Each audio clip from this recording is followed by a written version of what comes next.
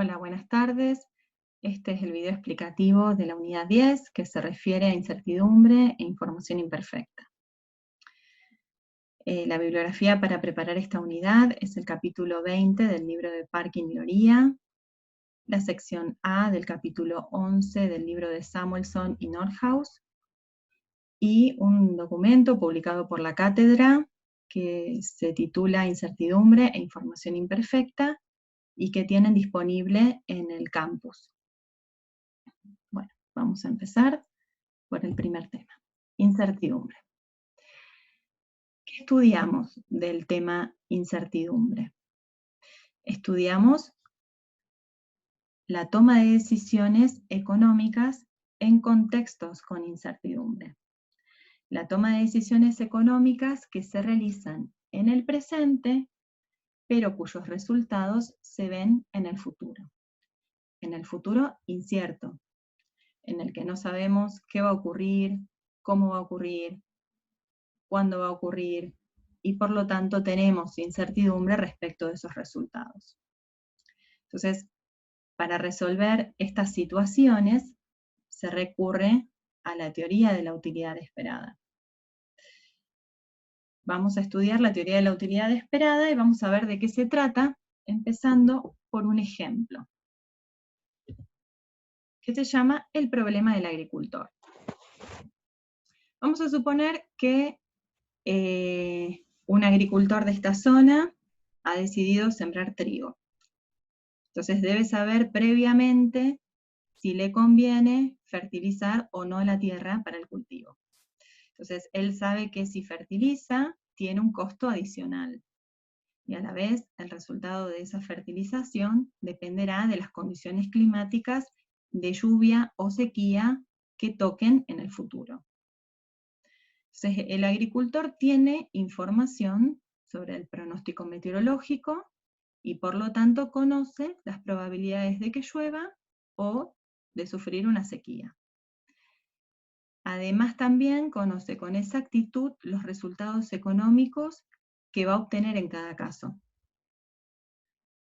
Entonces, para mostrar todos estos datos que les estoy contando del problema, utilizamos este cuadro que están viendo que se llama matriz de pagos o matriz de resultados y que muestra, por un lado, las diferentes alternativas de decisión que tiene este agricultor, fertilizar o no fertilizar. Y por el otro, los posibles estados de la naturaleza, que para este caso, para este ejemplo, son cuestiones climáticas, de sequía o de lluvia. La expresión estados de la naturaleza hace referencia a cualquier acontecimiento que está fuera del control de quien debe tomar la decisión. En este caso se refiere a la cuestión climática. Es decir, es el evento aleatorio futuro que no está en el control de nadie, de la persona que debe tomar la decisión en este caso, que está fuera del control. Entonces vemos, leyendo el cuadro, que si el agricultor decide fertilizar la tierra, conseguirá 90.000 pesos, supongamos que está expresado en miles, y bueno, claramente son cifras hipotéticas para el ejemplo. Entonces, si decide fertilizar la tierra, conseguirá 90.000 pesos en el caso de que se sufra una sequía, justo en esa época. O bien conseguirá 160.000 pesos si le toca una época de lluvia. En cambio, la otra alternativa, si decide no fertilizar, va a obtener 120.000 pesos en la situación de sequía, o bien 140.000 pesos en el caso de que llueva. Y según los pronósticos del clima y la probabilidad de ocurrencia de la sequía es del 40%, o es lo mismo que decir 0,4 como está en el cuadro, y la probabilidad de que llueva es del 60%, o 0,6 como lo expresamos ahí. Esto hay que tener en cuenta que siempre la suma de las probabilidades de los eventos aleatorios tiene que dar 1, porque 1 es el valor que indica certeza. Es decir, si bien se ignora cuál de los eventos sucederá, se sabe con seguridad que alguno de ellos sí o sí va a ocurrir en el futuro. ¿Va a llover o no va a llover? ¿Sí? Entonces siempre la suma de las probabilidades tiene que dar 1. Entonces, con todos estos datos, ¿qué decidirá el agricultor? ¿Qué fertilizará o no fertilizará? Entonces, para responder esta pregunta, necesitamos realizar un cálculo matemático para cada una de estas alternativas en el que se utilicen todos estos datos, en el que se tenga en cuenta toda esta información. Y hay una herramienta matemática que se llama esperanza matemática que nos facilita ese cálculo. Y consiste en ponderar cada uno de estos resultados posibles por la probabilidad de ocurrencia de ese resultado, para cada una de las alternativas. Como estamos hablando de sumas de dinero, por lo tanto son montos de riqueza, el resultado de este cálculo se llama riqueza esperada. Y la riqueza esperada es el valor, también expresado en términos monetarios, que tiene cada una de estas alternativas inciertas al momento de tomar la decisión. ¿Sí? Vamos a calcular esto para cada una de las alternativas. Vamos a calcular entonces la riqueza esperada para la primera alternativa.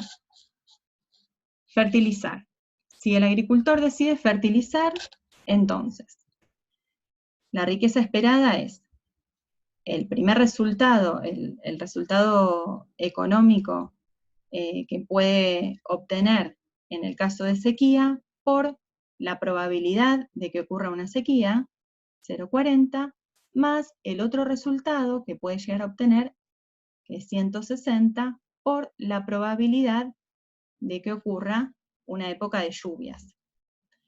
Sumamos eso y nos da un valor económico de 132.000, si suponemos que están expresados en 1.000 pesos, de riqueza esperada.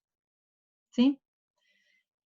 Calculamos lo mismo para la otra opción, la opción de no fertilizar. Y de nuevo, la riqueza esperada es el primer resultado económico de 120 en este caso, por la probabilidad de ocurrencia de ese evento, en el caso de sequía, más 140, que es el otro resultado económico, en el caso de que llueva, por la probabilidad de que esto ocurra. Lo sumamos y nos da 132.000 pesos también. Bueno, claro está que esto está hecho adrede para que quede reflejado de que conocer la riqueza esperada es importante, pero no es suficiente este dato como para tomar una decisión. Y por lo tanto, se deben considerar además otras cuestiones a tener en cuenta. Entonces, con estos datos podemos completar nuestra matriz de pagos con el cálculo de la riqueza esperada. Entonces vamos a ver cuáles son las otras cuestiones que tenemos que tener en cuenta. El rango de variación entre posibles resultados. En este caso, en el caso de elegir fertilizar la tierra, tiene un rango de variación de resultados que va desde 90.000, como dijimos, hasta 160.000. Y para la acción de no fertilizar se observa que el rango de variación, fíjense, es menor. Va desde 120.000 hasta 140.000. Entonces, ¿qué vemos? Que cuanto mayor es el rango entre los posibles resultados, mayor es la variabilidad y, por lo tanto, mayor es la incertidumbre y el riesgo que corre este agricultor. ¿Sí? Otra cuestión súper importante a tener en cuenta es la actitud o preferencia que tenga frente al riesgo. esta persona que tiene que tomar la decisión, en este caso el agricultor, puede ser una persona adversa al riesgo, es decir, le desagrada tomar riesgo, le da miedo tomar riesgo, no le gusta. Puede ser propenso al riesgo, le agrada. O bien puede ser neutral al riesgo, le es indiferente tomar o no riesgo. Puede tener cualquiera de esos tres perfiles. Como regla general se supone que las personas son adversas al riesgo, por lo menos en lo que refiere a montos significativos de dinero. Que todas las personas en algún punto somos adversos al riesgo. Es decir, si nosotros analizamos el perfil de riesgo del agricultor, lo que nos muestra es cómo valora los distintos niveles de riqueza que le reporta fertilizar o no la tierra, y a la vez arriesgarse a que llueva o no en esa época de siembra. ¿Sí? Entonces, para analizar estas valoraciones de riqueza, de montos de riqueza, utilizamos el concepto que ustedes ya conocen de utilidad. Ya lo conocen desde la teoría del consumidor. Entonces, de esa forma, analizamos la valoración de los distintos niveles de riqueza, es decir, la utilidad de la riqueza, la medida de satisfacción que recibe esta persona al percibir ciertos montos de riqueza. Cuanto mayor es el nivel de riqueza, ya sabemos que mayor es la satisfacción y por lo tanto, digamos, mayor es la utilidad que percibe esta persona por su mayor riqueza. Vamos a seguir. Esto es así en cuanto se habla de la riqueza cierta, de la riqueza concreta que el individuo percibe. Pero en el caso de la satisfacción que le reporta una riqueza incierta, una riqueza esperada como la que calculamos recién, tenemos que calcular esa utilidad.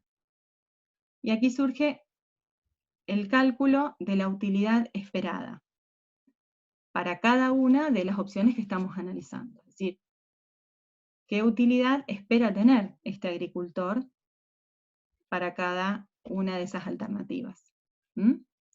Y de nuevo vamos a utilizar la herramienta que recién vimos de la esperanza matemática. Y en este caso el resultado de ese cálculo nos va a dar la utilidad esperada. Entonces, suponemos que el agricultor declara cuántas unidades de utilidad le reporta cada nivel de riqueza que conoce que podría llegar a ganar. Entonces, la siguiente tabla que están viendo les muestra estos datos. Para los 4 resultados posibles, él dice cuántas unidades de utilidad le reporta cada uno. Bien. Entonces, utilizando esos datos, calculamos la utilidad esperada de cada opción. La primera, si fertiliza, ¿cuánto es la utilidad esperada? En este caso, reemplazamos el resultado económico de la alternativa de fertilizar, en el caso de sequía, por las unidades de utilidad que le reporta ese resultado. Fíjense que para 90 son 10 unidades de utilidad y también lo ponderamos por la probabilidad de ocurrencia de esta situación de sequía. Lo mismo hacemos con el otro resultado. 160 lo reemplazamos por 50, que son las unidades de utilidad que él dice que va a percibir en ese caso, y lo ponderamos por 0,60, que es la probabilidad de que llueva. Sumamos esto y nos da 34 unidades de utilidad. Esto lo podemos ver, como les muestro acá, gráficamente. Entonces vemos que en el eje de las abscisas tenemos distintos niveles de riqueza. En este caso graficamos los dos resultados posibles para esta alternativa, 90 y 160. En el eje de las ordenadas mostramos las unidades de utilidad de la riqueza para cada uno de estos resultados. Fíjense que para 90 son 10, para 160 son 50. Con eso trazamos la curva de utilidad total en azul y marcamos en el gráfico lo que calculamos de riqueza esperada, que nos dio 132, y para ese nivel de riqueza esperada, la utilidad esperada, que nos dio 34. Eso lo marcamos en rojo. Bien. Seguimos con la otra alternativa de decisión. En el caso de no fertilizar, hacemos lo mismo. Calculamos la utilidad esperada reemplazando los resultados económicos en cada situación, en sequía y en lluvia, por las unidades de utilidad que le reportan esos resultados. En el primer caso, 31 unidades, ponderado por la probabilidad de ocurrencia del 0,40, más, en el otro caso, 43 unidades, ponderado por la probabilidad de ocurrencia de 0,60. Sumamos y nos da 38 unidades de utilidad esperada para la situación de no fertilizar. De nuevo, lo podemos ver gráficamente. Marcamos en el eje de las abscisas la riqueza, en el eje de las ordenadas las unidades de utilidad que reportan esos niveles de riqueza, la curva de utilidad total en azul, y en rojo, tanto la riqueza esperada como la utilidad esperada, con estos datos. ¿Sí? Ahora podemos completar nuevamente nuestro cuadro de matriz de pagos con este cálculo de la utilidad esperada. Y el agricultor, en este caso, ya está en condiciones de decidir qué es lo que le conviene hacer. Entonces, el agricultor no fertilizará el suelo para el cultivo. ¿Por qué? Porque es la opción que le reporta la mayor utilidad esperada. En este caso, 38 unidades. Más unidades que la otra opción. Entonces, la teoría de la utilidad esperada dice que se elige la opción que maximiza la utilidad esperada de la persona que toma la decisión, en este caso del agricultor. Y con esto se resuelve este problema de decisión económica en contexto con incertidumbre. ¿Sí? De esta teoría, la aplicación práctica más clara es el caso de los seguros. Seguros de salud, seguros contra accidentes de tránsito, de vida, contra incendios, cualquier tipo de seguro lleva el mismo análisis y es el claro ejemplo de la aplicación de esta teoría. Porque los seguros cubren riesgos, y por lo tanto reducen la incertidumbre de lo que nos va a pasar o no en el futuro respecto al evento aleatorio que queremos cubrir.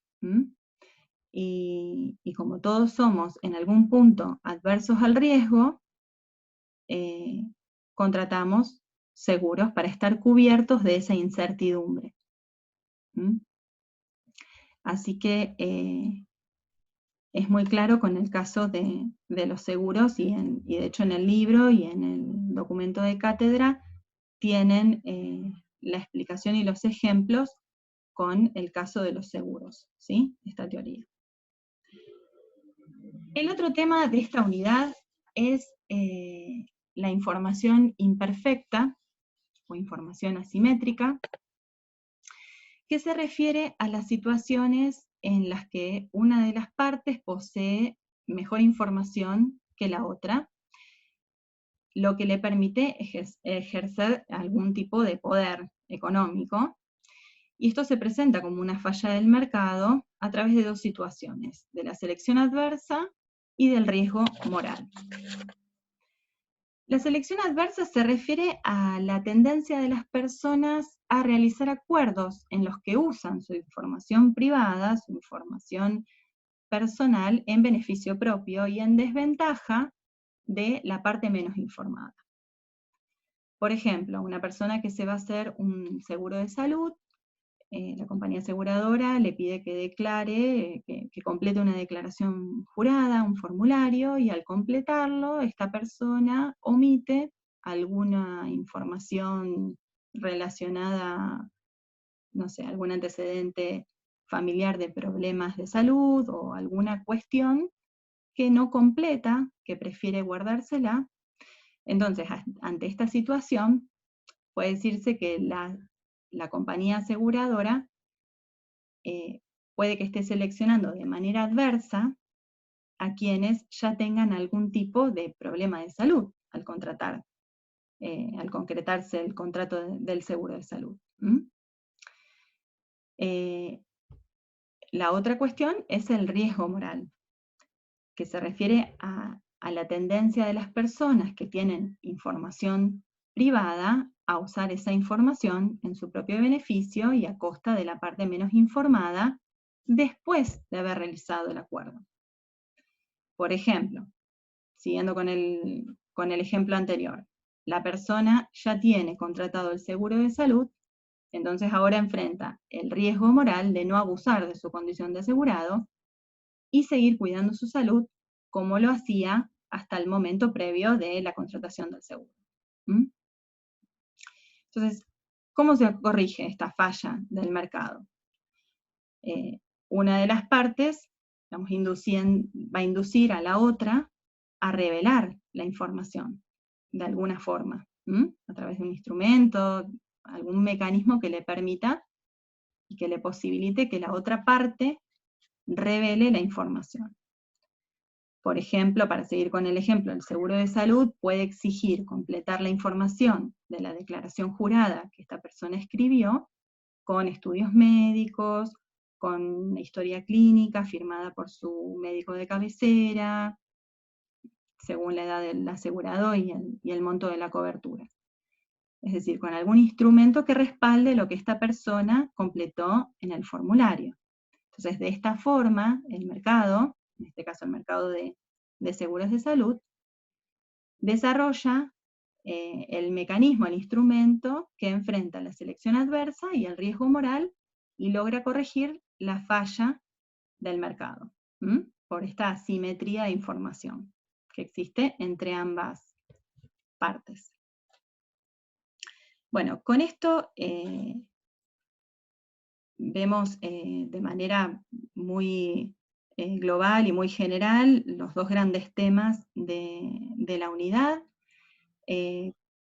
Por supuesto que en la bibliografía están desarrollados con muchísimo más detalle y bueno, después de leer esta parte van a ver el caso del mercado de autos usados, donde ven la parte de la teoría de la utilidad esperada y también combinado el problema de esta falla del mercado de la información imperfecta, para el caso de cuando se revela o no la información en este mercado. Es muy importante que lo vean. Y bueno, para cualquier duda o comentario, nos comunicamos vía foro de consultas a través del campus virtual, como lo venimos haciendo hasta el momento. Bueno, esto es todo y muchas gracias.